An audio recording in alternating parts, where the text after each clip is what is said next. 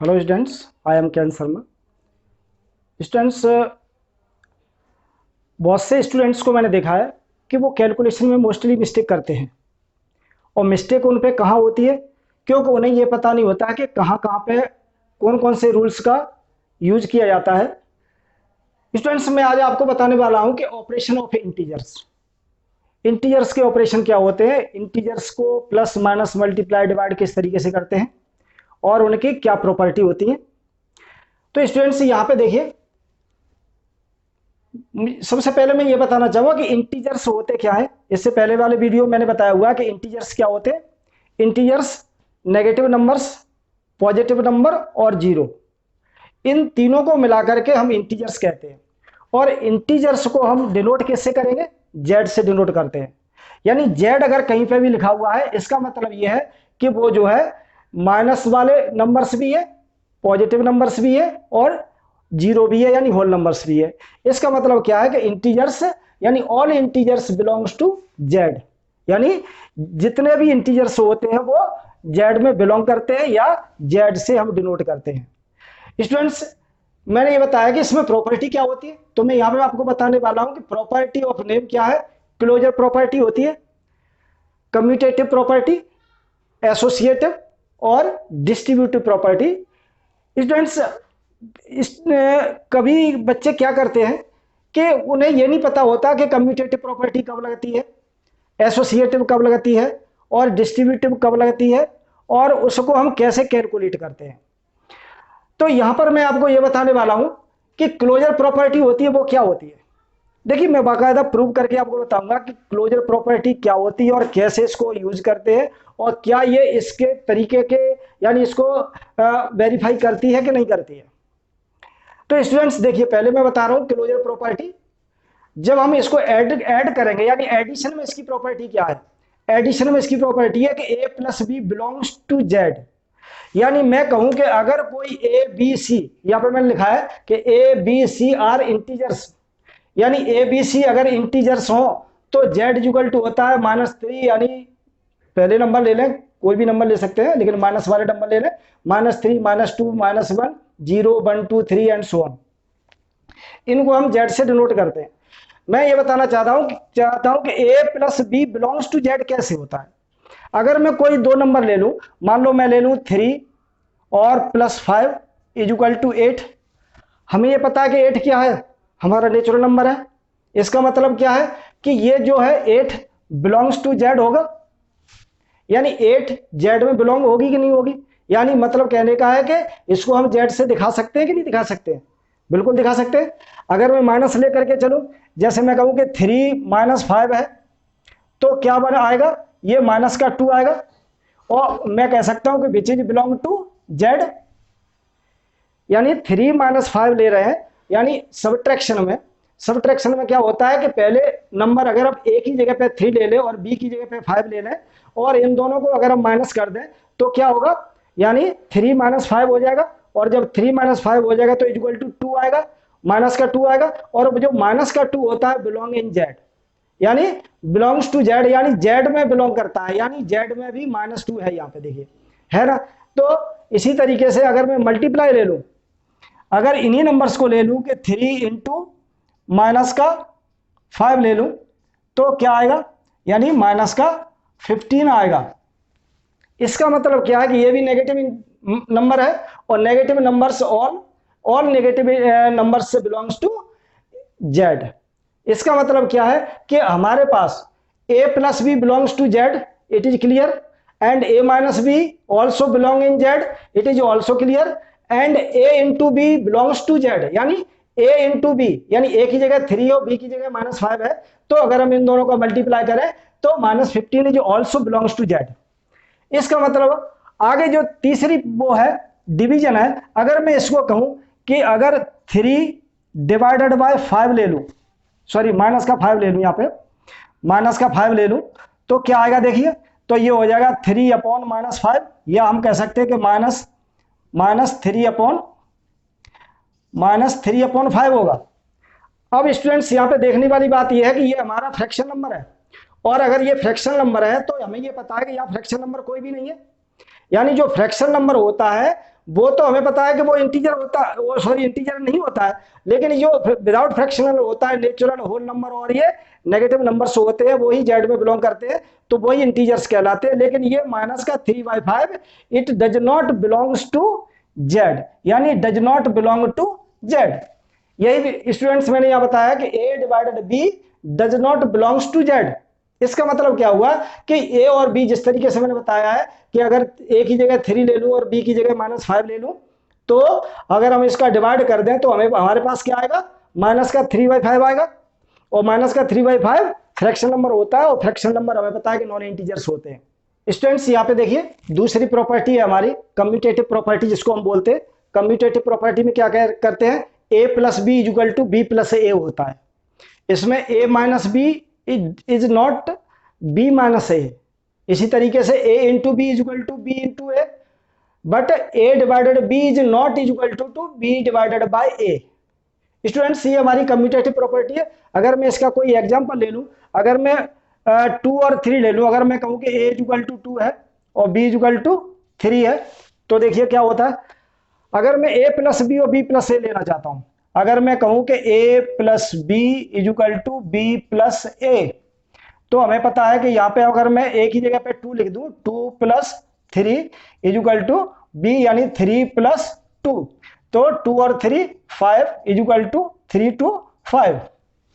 यहाँ पे देखिए कि a plus B equal to B plus A है, यानी अगर मैं ये प्रॉपर्टी लगा रहा हूं, कम्यूटेटिव प्रॉपर्टी लगाता हूं कि a plus B equal to B plus A होता है, तो a प्लस बी और b प्लस ए, तो 2 प्लस 3 और 3 प्लस 2 यानी 5 इक्वल टू 5 है। इसका मतलब क्या है कि ये जो है प्रॉपर्टी हमारी ये एडिशन में ये इक्वल होती है, यानी इसको वेरीफाई करती है। अब मैं देखता हूं माइनस वाले को, अगर मैं कहूं कि a minus B equal to B minus A होता है क्या, देखिए अगर मैं 2 माइनस 3 कर दूं और 3 माइनस 2 कर दूं, तो यहां पे क्या आएगा, यहां पे -1 बचेगा और यहां पे 1 बचेगा, यानी 3 में से 2 लेस करें तो 1 बचेगा। ये -1 है, ये 1 है, लेकिन हमें ये पता है कि नॉट इक्वल टू है, तो ये हम यहां पे लगाएंगे कि नॉट इक्वल टू है, यानी ये इसको वेरीफाई नहीं कर रहा है। इसका मतलब ये है स्टूडेंट्स कि जो कम्यूटेटिव प्रॉपर्टी होती है वो एडिशन के लिए तो होती है, लेकिन सब्ट्रैक्शन में नहीं यूज होती है। इसी तरह से अगर मल्टीप्लाई में ले लूं, तो मल्टीप्लाई में देखिए कि a into B equal to B into A. अगर मैं कहूं a की जगह 2 लिखूं और b की जगह 3 लिखूं और 3 इंटू 2 कर दूं, तो देखिए 2 3 जा 6 और 3 2 जा 6। स्टूडेंट्स यहाँ पे देखिए, यहाँ पे भी 6 आ रहा है, यहाँ पे भी 6 आ रहा है। इसका मतलब क्या है कि ये जो कम्यूटेटिव प्रॉपर्टी है वो मल्टीप्लिकेशन में भी अप्लाई हो रही है। अगर स्टूडेंट्स में अगर डिवीजन में लेकर के चलूं इसको, तो डिवाइड में अगर मैं लेकर के चलता हूं, तो देखिए कि a डिवाइडेड बाय b और b डिवाइडेड बाय a, अगर मैं इसको लेकर चलूं तो देखिए वही नंबर है हमारे पास, ये है 2 डिवाइडेड बाय 3 और 3 डिवाइडेड बाय 2। तो आगे क्या हो जाएगा, ये जब हम इसको करेंगे तो यहां पे देखिए, तो 2 डिवाइडेड बाय 3 यानी 2/3 हो जाएगा, और 3 डिवाइडेड बाय 2 यानी 3/2 हो जाएगा, सॉरी 3/2 हो जाएगा। जब 3/2 हो जाएगा, 2/3 है, ये नॉट इक्वल टू है, तो हम इसको कह सकते हैं कि ये नॉट एप्लीकेबल है, यानी इसमें जो है ये अप्लाई नहीं हो सकती। यानी हम कह सकते हैं कि commutative property apply for only addition and multiplication but not in subtraction और डिवीजन। स्टूडेंट्स से ये पता चला, यानी दो प्रॉपर्टी हमारी, पहली क्लोजर प्रॉपर्टी क्लियर है, दूसरी प्रॉपर्टी कम्यूटेटिव प्रॉपर्टी थी, ये भी क्लियर है। कम्यूटेटिव प्रॉपर्टी यानी एडिशन और मल्टीप्लिकेशन में अप्लाई होती है, बट सब्ट्रैक्शन और डिवीजन में नहीं होती है। अब देखते हैं स्टूडेंट्स, यहां पे देखिए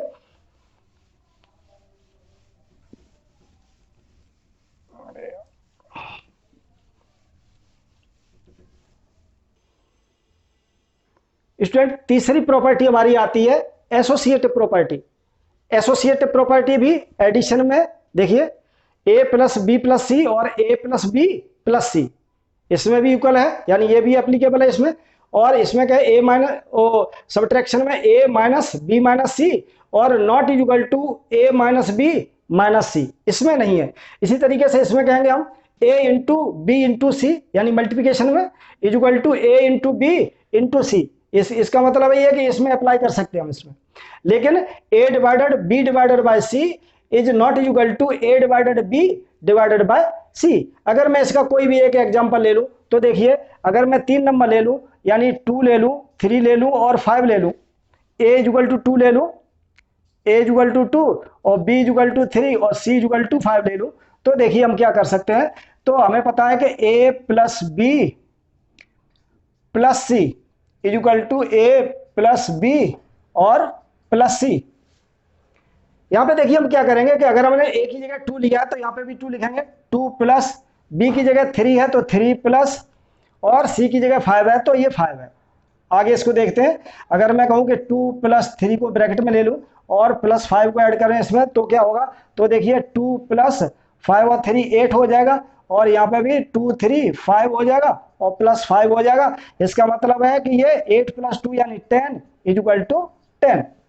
इस तरीके से यानी जो एसोसिएटिव प्रॉपर्टी है वो हमारी ये होती है A plus B plus C is equal to A plus B plus C. अगर हम इसमें वैल्यू लेकर के कोई भी वैल्यू लेकर के नंबर ले लें, हम पॉजिटिव नंबर्स ले लें या नेगेटिव कोई भी नंबर ले लें तो वो इसमें अप्लाई हो सकती है, यानी ये इसको वेरीफाई कर रहा है या प्रूव कर रहा है इसको। इसी तरीके से अगर हम मल्टीप्लाई वाले को ले लें तो देखिए मल्टीप्लाई वाले में क्या होता है कि A into B into C is equal to A into B और इंटू सी। यहाँ पे देखिए ए की जगह पे 2 है इंटू बी की जगह पे 3 इंटू 5 इज इक्वल टू ए की जगह पे 2 इंटू 3 और इंटू 5। कैसे होगा देखिए, तो 2 इंटू 3 5 जा 15 इज इक्वल टू 2 3 जा 6 इंटू 5, तो 15 2 जा 30 इज इक्वल टू 6 5 जा 30। तो स्टूडेंट्स यहाँ पे देखिए एडिशन में अप्लाई हो रही है ये, और ये जो मल्टीप्लिकेशन में भी अप्लाई हो रही है। इसका मतलब इसको प्रूव कर रही है। तो ये हम कह सकते हैं कि जो associative properties apply only for addition and multiplication but not in subtraction and division. Clear हुआ। आगे स्टूडेंट्स हम देखते हैं डिस्ट्रीब्यूटिव प्रॉपर्टी है। अब डिस्ट्रीब्यूटिव प्रॉपर्टी हमारी क्या होती है, देखिए A plus B plus C is equal to होता है ए बी प्लस ए सी। अगर मैं इसको आगे मल्टीप्लाई कोई नंबर ले लूं, यही 2 3 या 2 3 और 5 ले लूं, तो 2 plus 3 plus 5 is equal to 2 into 3 plus 2 into 5। तो देखिए ये हो जाएगा 2 सॉरी इंटू है यहाँ पर 2 इंटू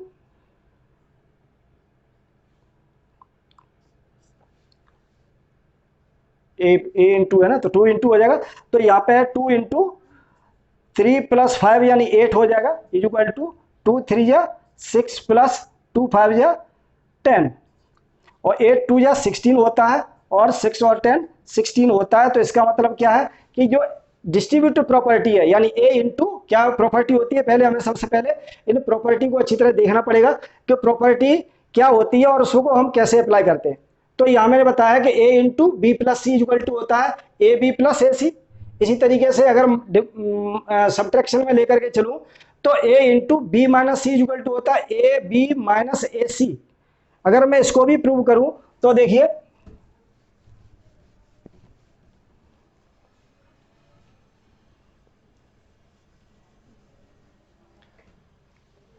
ये है A into B minus C is equal to A B minus A C. वही नंबर ले लूं मैं 2 into 3 minus 5 is equal to 2 into 3 minus 2 into 5। तो देखिए 2 इंटू 3 में से 5 लेस करेंगे तो माइनस का 2 आएगा इज इक्वल टू 2 3 या 6 माइनस 2 5 या 10 और 2 का मल्टीप्लाई करें तो ये माइनस का 4 और यहाँ पे भी माइनस का 4।